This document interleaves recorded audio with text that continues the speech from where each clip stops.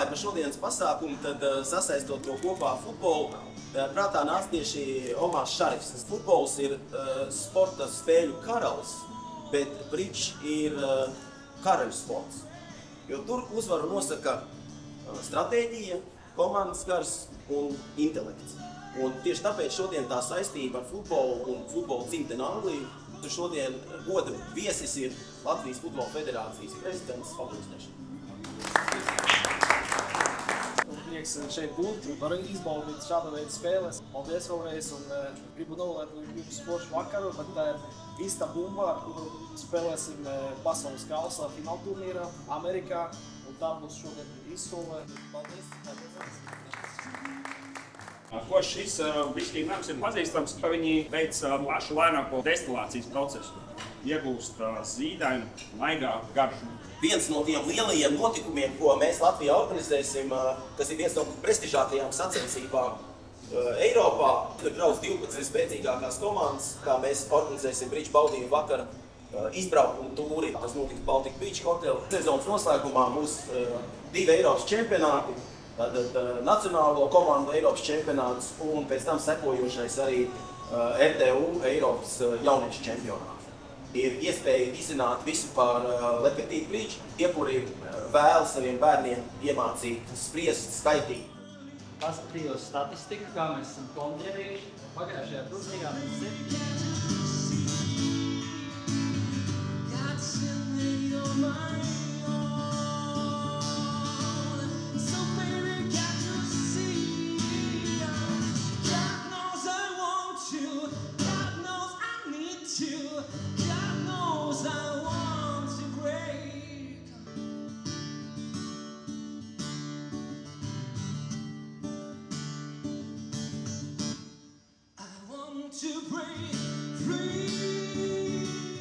Ar karalisku mūziku, karalienes stilā, jeb Queen stilā, Rihards Saulē. Aplausi!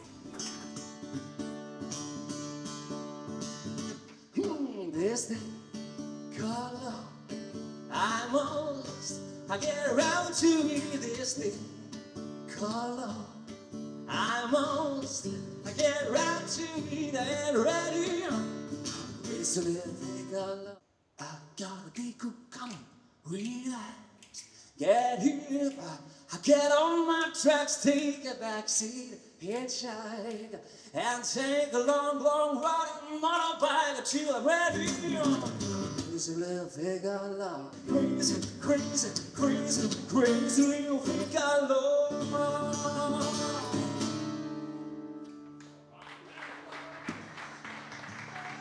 Šīs sezonas viena no unikālākajām izsolēm nākošā gada pasaules kausa oficiālā bumba. 70 eiro.